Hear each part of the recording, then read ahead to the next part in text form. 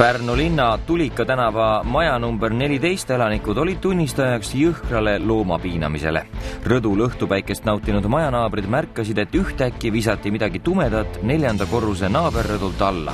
Üle rõdu ääre kiigates tabas inimesi õudus. Nende naaber Jelena Hagi oli rõduaknast välja visanud oma kääbuspuudli Jerry.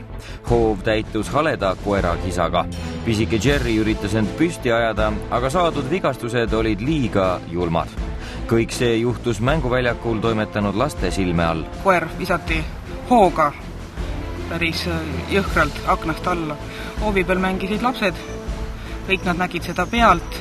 10 minutit hiljem tuli siis see perenaine alla, siis nende nähes nad rõdult vaatasid siit kõrvalt, kuidas perenaine peksis oma surevat koera vastu maad ja koer kiunus, tal oli juba silmanurgast oli katki pekstud. Siis emotsioon muutus, siis ta paitas, musitas teda, siis võttis rinnale, siis jälle lahtise käega kloppis vastu tagumikku. See oli ikka hirmus vaatamine.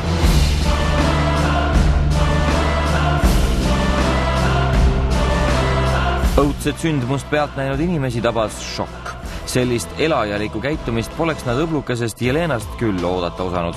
Naabrid olid kui halvatud ja ei teadnud, mida teha. Siis helistati loomakaitseseltsi. Loomakaitsed jõudsid kiiresti kohale ja toimetasid murtud kontidega kutsa tohtri juurde.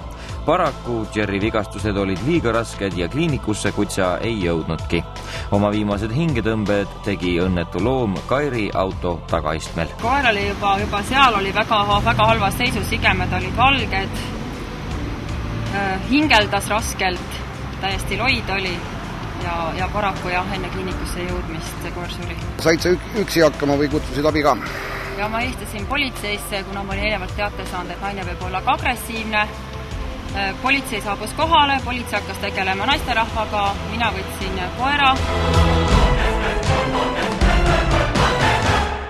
Jelena Hagi mees olevat hiljuti surnud ja naine pole sest saadik kainet päeva näinudki. Jelena Hagi olevat nii joomalembene naisuke, ent silmini täis ja lausa hulluks armastavat kaanida pea iga päev. No ma üldse ei saa aru, kuidas Jelena võib niimoodi käituda. Ükskõik, kas ta on mis seisundis, aga ma ei ole filmides eriti näinudki. Ma ei ole näinudki ausalt rääkida, et niimoodi tehakse koertega. Proovige ise alla võtta. Aga läheme ka Jelena Hagile endale külla ja vaatame, mis tal enesekaitseks öelda on. Sellisele inimesele tahaks kohe silma vaadata. Я купила крепкого красного вина эстонского ихвика. Пришла домой. Я не знаю, что со мной вчера произошло. Я была невменяемая. Я взяла Джерри на руки около этого окна. И руки открыла.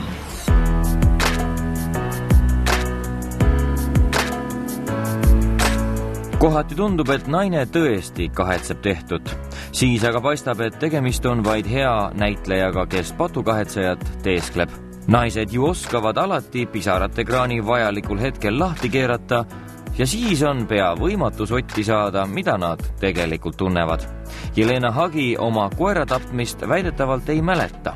Ometigi mäletab ta sekundi pealt politsei tegevust ja kinnitab, et hoopis tema õigusi on jõhkralt rikutud. Мне и так горе, тут еще приходит полиция, забирает меня в полицию. Как?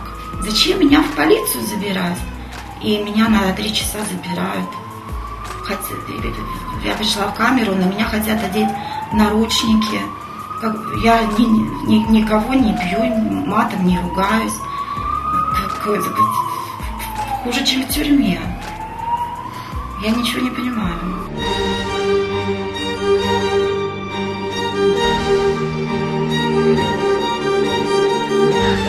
Eesti kohus kohtleb reeglina loomapiinajaid leebelt. Siiani on valusaima laksu saanud Fridel Vilbiks, kellele oma koera tapmiskatsete eest 6 aega türmi välja mõisteti.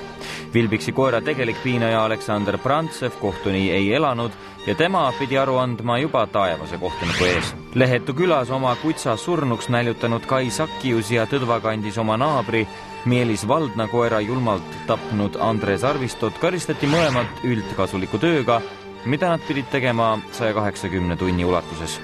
Mis karistuse saab aga Jelena Hagi? Eesti Loomakaitse Seltsi avalduse alusel on kriminaalasi igatahes algatatud. Kohapeal selgus, et agressiivne naisterahvas oli siis väidetavalt koera väljaviskaja ja ta toimetati politseiosakonda kainendama. Kas antud naisterahval on ka varem politseiga tegemist olnud? Tõepoolest, antud naisterahvas on varemgi alkoholiseadust rikkunud. Eestis on loomi ikka aknast välja loobitud, aga eriti tihti seda õnneks siiski ei juhtu. Aastate eest lennutas Tallinnas Lasnamäel üks armukade mees oma naise taksikoera kõrgustest alla. Selle aasta aprillis juhtus täpselt samasugune lugu Kohtla-Järvel. Hariduse uulitsal elaval naisterahval sai samuti kutsikast mõõt täis ja ta viskas oma koera aknast välja. Kõik õhulennud lõppesid koertele surmavalt. Siiani pole aga ühtegi sel moel loomast vabanenud inimest Eestis veel vastutusele võetud.